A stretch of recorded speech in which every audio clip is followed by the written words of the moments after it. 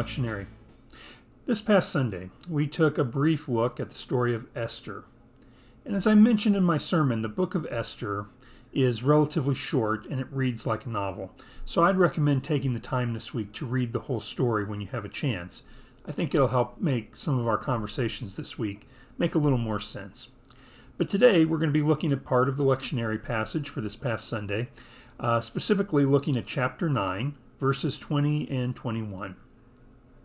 Mordecai recorded these things and sent letters to all the Jews who were in all the provinces of King Ahasuerus, both near and far, enjoining them that they should keep the 14th day of the month Adar, and also the 15th day of the same month, year by year, as the days on which the Jews gained relief from their enemies, and as the month that had been turned for them from sorrow into gladness, and from mourning into a holiday, that they should make them days of feasting and gladness, days for sending gifts of food to one another and presents to the poor.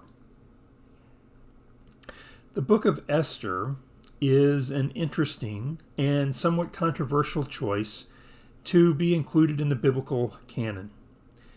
The story plays on some significant sexual undertones.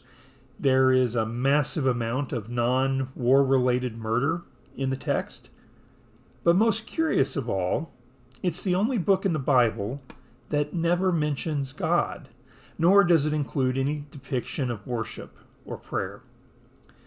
Over the years, various scholars have argued that this story doesn't really belong in the Bible at all, and that it certainly doesn't fit with other stories of the ways that God was present in the lives of the people. But let's take a few moments today and think about what the omission of God in this story might teach us.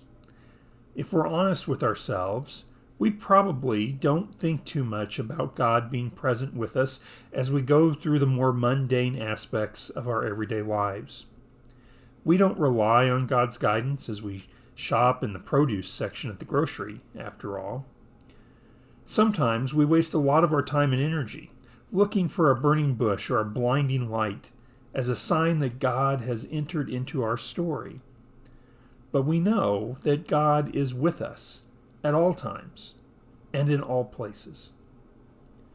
Is it possible to read Esther and see the evidence of God's presence in the story, even if that presence is not explicitly mentioned? Let's share a prayer. Oh God, you are our constant companion. Thank you for always being present with us. Amen. Thanks for joining me today for the Lockdown Lectionary. If you found this devotional helpful, be sure to like or share it on social media so that others may find it too. As always, there's a musical selection in the comments below. And this week, there are all songs about Purim, the Jewish feast day based on the story of Esther. I'll see you next time, but in the meantime, be safe, get vaccinated, and wear your mask. Peace be with you.